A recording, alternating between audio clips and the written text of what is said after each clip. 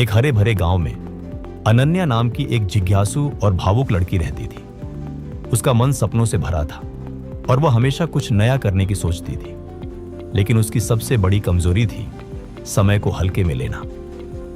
अनन्या की मां कुछ साल पहले गुजर चुकी थी और वह इस बात का पछतावा करती थी कि उसने उनके साथ पर्याप्त समय नहीं बिताया।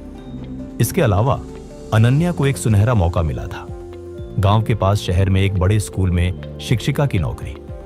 यह नौकरी उसके सपनों को सच करने का रास्ता थी, लेकिन इसके लिए उसे एक कठिन परीक्षा की तैयारी करनी थी और समय बहुत कम था। गांव में एक प्राचीन मंदिर के बारे में एक रहस्यमयी कहानी प्रचलित थी।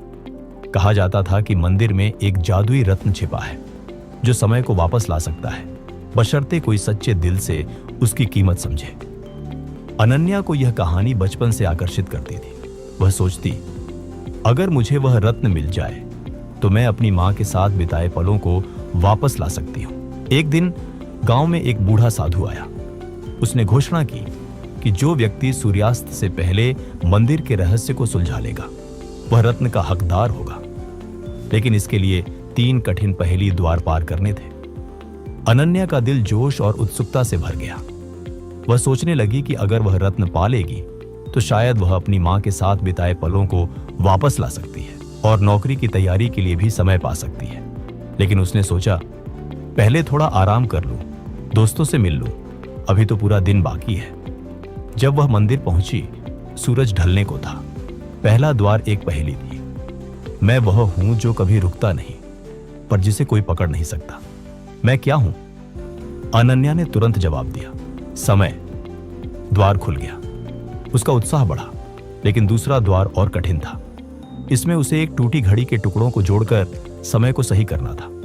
जल्दबाजी में उसने गलतियां की और घंटों बीत गए। जब वह तीसरे द्वार तक पहुंची, सूरज डूब चुका था। तीसरा द्वार बंद हो गया। साधु ने उदास स्वर में कहा, अनन्या, तुमने फिर समय को हल्के में लिया। रत्न तुम्हें तब तक नहीं मिल सकता जब तक तुम समय की कीमत नहीं समझोगी। अनन्या का दिल टूट गया।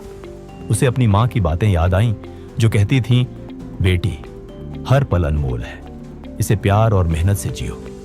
तभी उसे यह भी याद आया कि नौकरी की परीक्षा का आखिरी दिन भी निकल चुका था।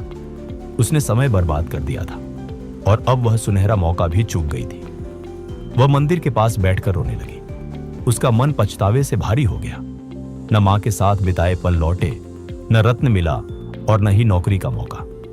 साधु ने उसे पास बुलाया और एक छोटा सा दर्पण देते हुए कहा, रत्न बाहर नहीं, तुम्हारे भीतर है। समय की कीमत समझो और अब से हर पल को संभालो। अनन्या ने उस दर्पण में अपनी आंसुओं से भरी आंखें देखी और ठान लिया कि वह अब समय को व्यर्थ नहीं गंवाएगी। उस दिन के बाद अनन्या ने अपने जीवन को बदला।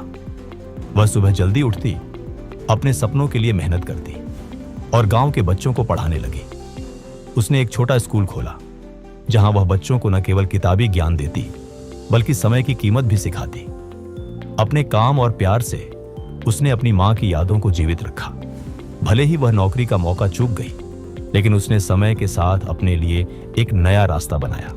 दोस्तों, समय एक अनमोल खजाना है जो एक बार चला जाए तो कभी नहीं लौटता। हर पल का सही उपयोग करो, क्योंकि पछतावे से बड़ा कोई दुख नहीं। अगर आपको यह कहानी पसंद आई हो तो इसे लाइक करें, अपने दोस्तों और परिवार के साथ शेयर करें और ऐसी ही प्रेरणादायक कहानियां सुनने के लिए हमारे चैनल को सब्सक्राइब करना न भूलें। धन्यवाद।